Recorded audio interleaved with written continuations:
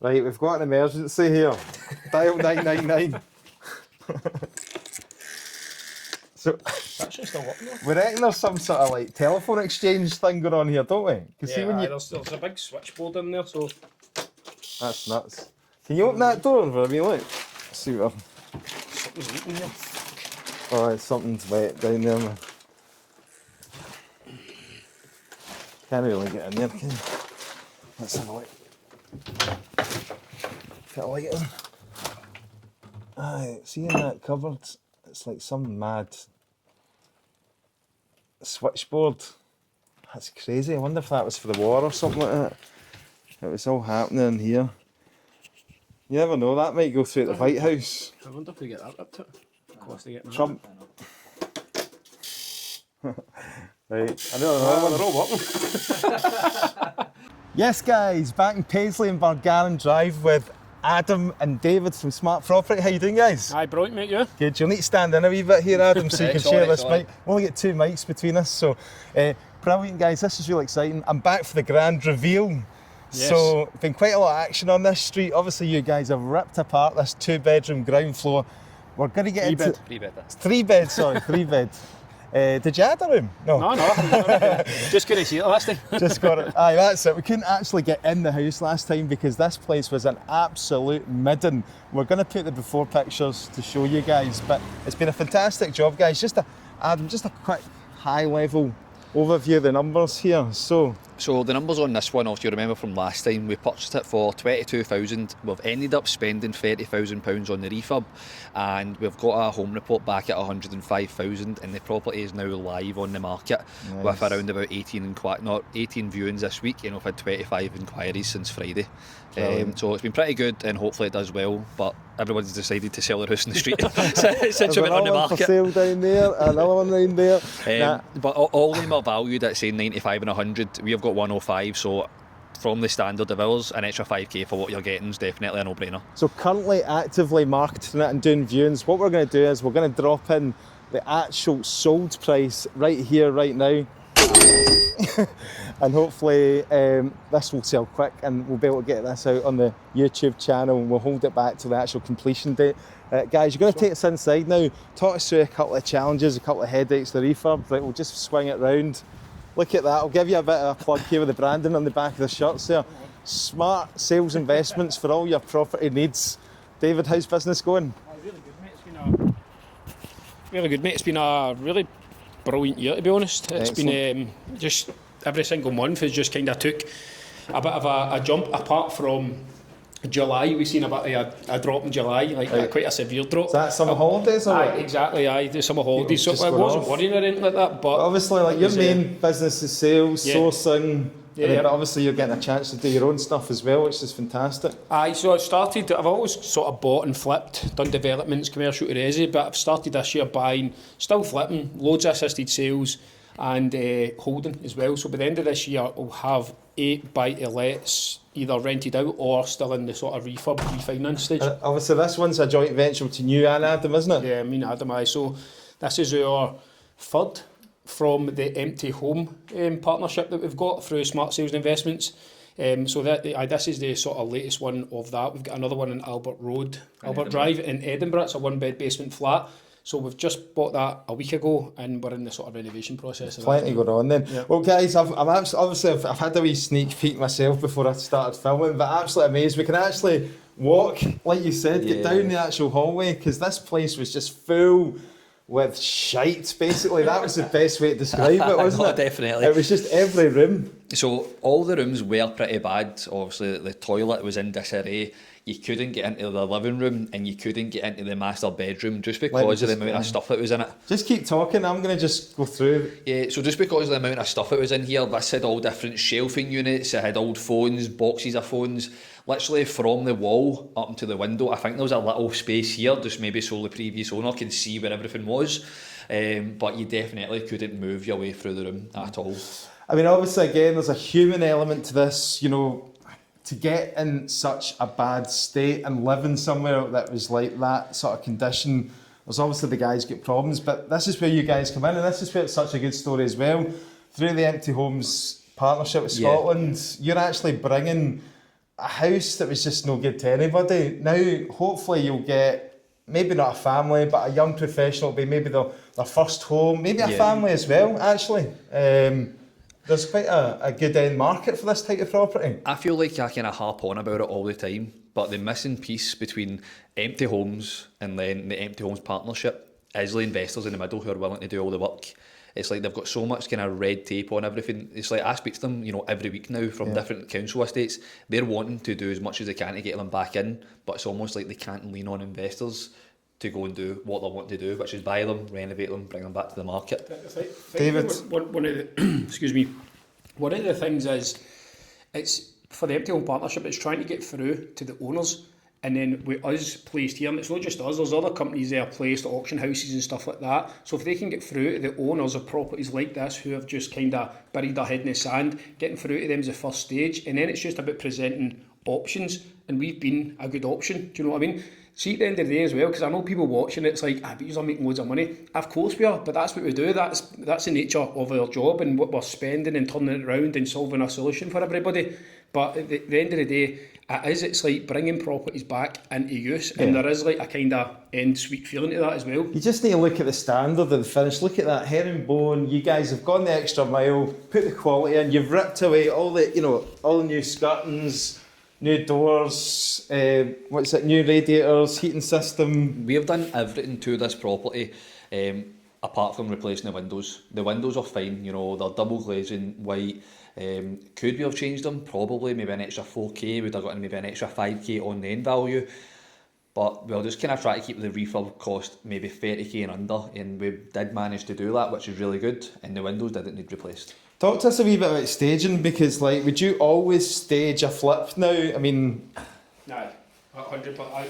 I've never not staged a flip or even assisted sales that we do. Yeah. Like even ones we spend, 10 grand on, just spend the extra £1,500 or whatever, £1,200. So estimated for staging like this, it's really nice stuff as well. Like what sort of price did you say? About 1,500? So it can be up to 1,500, but we were 1,250 plus VAT for this. Okay. So we're there or thereabouts. Money well spent. 100%. Adam, you also grappled, I think that's the right expression, with the using a project manager as well. Come into this kitchen, look at this kitchen, guys. Good flip the camera in.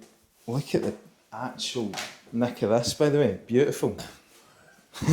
Yeah, so everything, all appliances are fitted, obviously fridge, freezer, washing machine in here, cooker. This is actually a budget style kitchen in B&Q, but I think because the style we went for, everything's seamless, white, oak worktops, it just brings everything up because it goes with the flooring as well. So in terms of doing it on a budget, I think we were maybe 3,700 on the kitchen. Yep. And then obviously your labour fitting, I think maybe 1,250, 1,500. This is absolute gold for the people watching this on YouTube, because this is where a lot of people struggle getting these figures for the refurbs and that. So that gives people a really good idea. Integrated appliances, is there a dishwasher in there as well? No dishwasher. No dishwasher, just washing machine in there.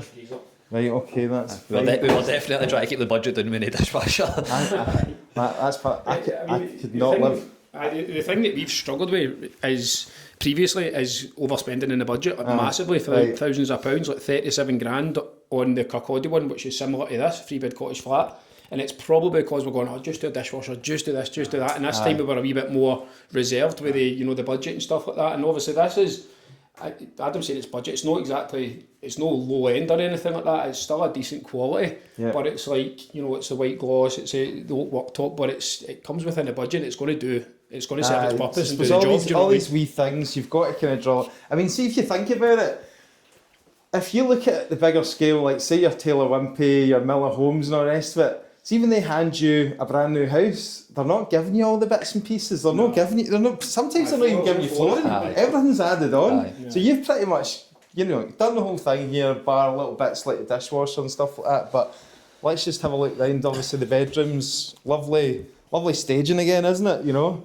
Looks absolutely brilliant. And obviously that makes a big difference for the marketing, the photos, and getting people in the door, and that's what you need ultimately, isn't it? I genuinely don't think if anybody's going to come and view this, it doesn't tick all the boxes. They might not be happy with the area where it is in Paisley, but it's a 3-bedroom. Every room is a double bedroom. It's a high standard. There's a driveway at the front. There's private garden to the rear with a little patio, even a back door in the bedroom. So it's like, what more do you want if you're a young family or even a first-time buyer? These carpets do feel nice when we walk in them, don't they?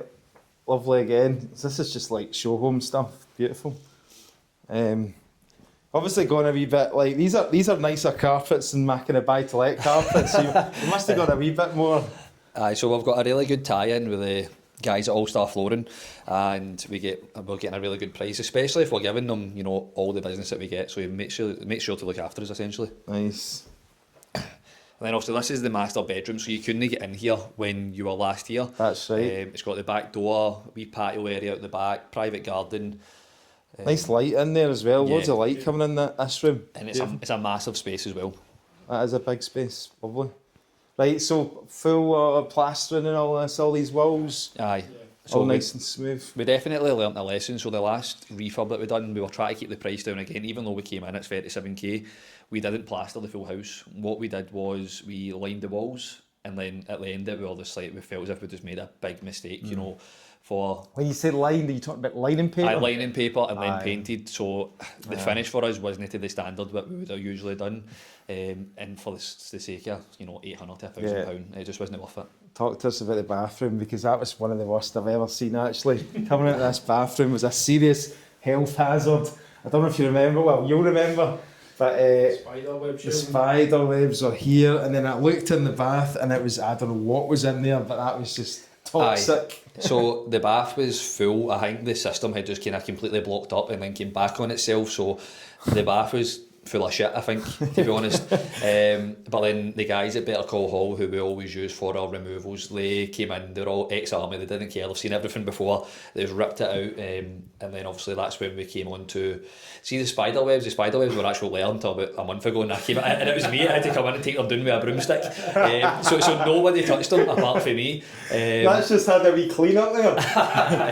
It was actually me had to come in and take them down. I was wondering why nobody touched it, but then when the removals guys came in, so one of them put their foot down on through the floor. We then investigated it a bit more, and all the joists were shot, so we had to lift up the full floor.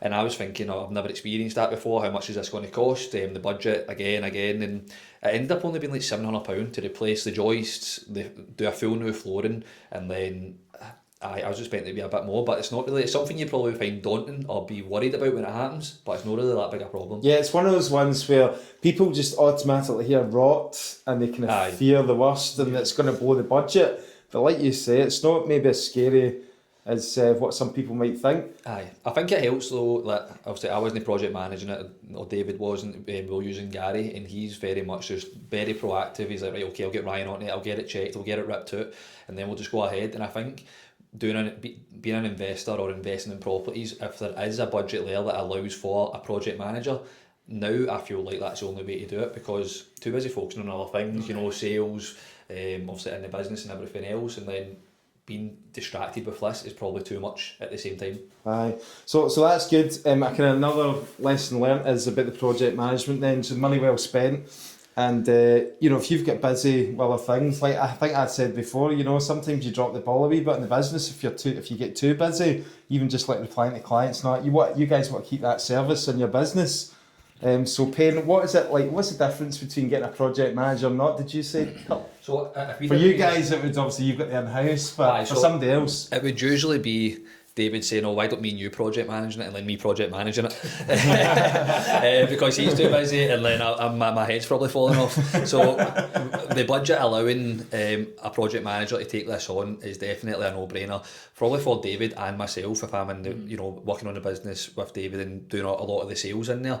So I've not got time now to be doing it, you know. So I think the thing is we using a project manager is, it doesn't mean you need to step away from everything. You can still oversee everything and learn as you go, and learn from the project manager, learn from the trades. You just need to be careful obviously with budgets and stuff and how much margin they're going to put on. So obviously that comes into the equation as well, because if they've got a 30 grand renovation and they put 10 grand on it, it's not going to work for you, do you know what I mean? You guys obviously offer that as a service as well. So it's smart home improvements. He's the project manager in smart home improvements. So roughly, what would it, if somebody just wanted the hands off, like, I just want you to do all the work, obviously you can't, price, like, you can't give a price for each refurb. Each refurb's different, but if, what if people got a factor in for the project management side? You should factor in between 10 and 12.5%, I would say. Okay, to be honest, of the refurb sort of cost. That's a good tip. Industry range is sort of 10 to 12.5%. And what sort of input can people have? Like, can people have, like, the choices of the tiles and things like that, or does that just get, like... It's not 100%. I think some clients, especially if they're buying a buy-to-let from you or something, they just say, listen, you crack on, you do your thing, you know what you're doing. Other people, if they get a flip and you're renovating it, they'll maybe want to pick tiles or want to pick flooring and everything like that. So it's each to their own, really. So for me, I was the one who I had a vision in my head for this. We would usually go for a colour on the walls, you like the skimming stone, or else we went for the goose feather in the last two. But for me, I just seen this flat as nice, bright, white, show home, as you says. I had a certain bathroom in mind for it, I had a certain kitchen in mind for it, and then so that was my input on it, the way I wanted it to look at the end, and it definitely it came. Look at the size of these tiles. You're just a numbers guy, aren't you? Just like that. Crack on, just numbers and content. And turn up for the videos. With your hair all done, mate. Looking great. What size are these tiles? Any idea? I don't know off the top of my head, but they're the biggest tiles we could have got at a Porcelanosa. If we managed to get a decent discount through that on one of the memberships that we've got, and so even this bathroom. Any idea how much? I mean, what we? So this bathroom is probably, if you go to a Tyler or somebody who owns a bathroom fitting company, they're probably going to go, this is a $7 grand bathroom, $8 grand if you want it full tile. We managed to get the tiling done for £1,000, the bathroom fitted, labour, which was £950, the bathroom suite for £1,200. And then, am I missing anything out there? And then the tiles herself, which was £1,000. So just over $4 grand for this bathroom. Wow. And you've got Porcelanosa. That's unbelievable. Like you say, there's going to be guys, like trades guys watching this, comments are going to be like, probably. I'm taking away the 4K margin. But like you say, if people for getting their bathrooms done at home, they're knowing the property game, they'd be paying easily 10 grand plus for this, right? Aye, no, definitely. So I was quoted for someone, it was just $3 grand for labour, we have everything else on top, and we've managed to get this bathroom by going to individual trades that we work with, and we've got in smart home improvements and getting it all in for about just over $4 grand. Aye, and that's the difference. That's where you guys can obviously turn these things round. What was the time scales, by the way, for this from start to finish? I think we got the keys for this in March. I might be a little bit wrong there, to be honest, and then we just went on the market there. So I think we were around about 4 months from getting the keys to now, and so we are now really looking to get this sold within the next week so we can get completion before Christmas. So I think the solicitors are going to be stopping around about the 15th of December. So we are really now looking for hopefully a cash buyer or someone who's in a position, no chain, to take it on and then just move in as early as opportunity. Walk back through the living room so we can get a wee bit of change of scenery. But what are you hoping to do next with the money, obviously, that you pull out of this? You're hoping to obviously projected profit on this would be if you achieve the home report, but hopefully we'll get more than the home report. So projected profit on this, if we do get the home report, obviously bearing in mind when we first got this, we were thinking £85,000 to £90,000 home report, and this came back at 105, so we would be looking at a 53k profit margin. And that's on solid evidence, because you spoke to somebody up the stairs there who sold something recently. Yeah, so I was actually coming down to just pick normal flooring to go down, so we didn't put too much in the budget, and then the woman upstairs told me that she had just sold hers for 113,000, a home report of 100, which I was astonished by, and she had herringbone in hers, so I went and put herringbone down here. So yeah, £113,000 sale price upstairs, which is really good, comparable for us to go off of, that this could do well. And you did nickname this the phone booth Hoose. Nice. So where's the phones gone? There's none left. So the seller, this was it was probably one of the conditions that we were getting the deal, the property is such a deal, is he wanted all the phones back. So there was probably hundreds of phones in here, and even when I went to his house, there was hundreds of phones in there still, so I didn't know what he was going to do with them all, to be honest. But he wanted all the phones back, so we did. We said to the team at Better Call Hall we says we need to make sure that everything on this list is put aside. We'll get them back. We put it into storage for him, and just made sure that he was happy and content with everything.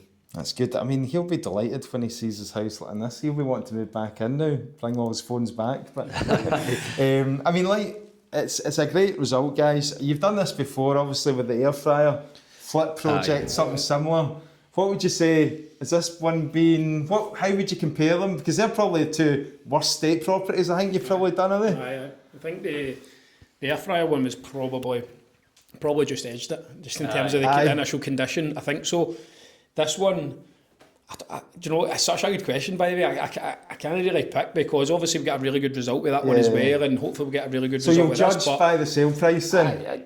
Yes and no, but I mean, I don't know, it's just, it's not really, they don't kind of overwhelm us, these projects. It's brilliant getting them, because you know you're going to make money at the end, as I said, but exactly, and then you're getting in and you're actually, you know, the condition of them would put so many people off, but you're getting in and you're loving it, you know, you're getting it ripped out, and then it's just a process thing just to get it to this condition on the market, and then it's like you take a step back and you go, fucking hell man, that's quite good. Even for me coming out here, seeing it before and after, it's quite rewarding just to see what you guys have done, do you know what I mean? So for you to actually have done it, to turn a house round like that, I mean, it gives you like a huge sense of pride and achievement, right? Because otherwise it's just like, could be lying for another 10 years, not doing nothing. Well, that's the thing as well, because again, just touching on, you know, people watching it will be saying, oh yeah, but you make money. I've had all the comments on TikTok and everything like that, but there is a sense of pride at the end, because you have, like, that's what we say we are. Like, we're not like, we're an estate agency, we're not an auction or anything like that, but we're like a solution-based agency. We always kind of push that, because we are just trying to provide solutions in any sort of situation, whether that's they need a quick sale, assisted sale, or take on the market or something like that. So this is just kind of part of it. So there is a kind of sense of satisfaction at the end of it. I think as long as you can hold your head high and say, look, we've achieved a result here for the seller as well, in terms of moving him on. He can get on with his life now.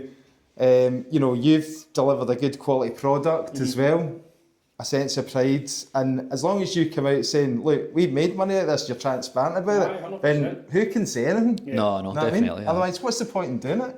You're not a charity. No, exactly. I think the average person, the people who comment on TikTok and Instagram, just your average Joe Blogs probably isn't looking at this going, oh, I would have done that. You know, they're probably just happy to sit aside and try and slag us for, you know, taking this on. But it's... See, the comment that I don't understand, right, is, oh, but you're taking a home away from a first-time buyer. You're competing against first-time buyers, but they would never have been buying that anyway. No, you know, you get these people saying, oh, you know, what about all the people trying to get on the property ladder and they can't because you're buying all the houses? Well, do you think they've got like 30 grand? I mean, 30 grand is cheap. If it was somebody else doing it, it would be, if it was a first time buyer, it would probably be 50 grand to do this place up. Who's got 50 grand cash? No, exactly. There's no way a first time buyer's going to take anything like that. So you're not first time buyer's going to take this on now. Yeah, exactly.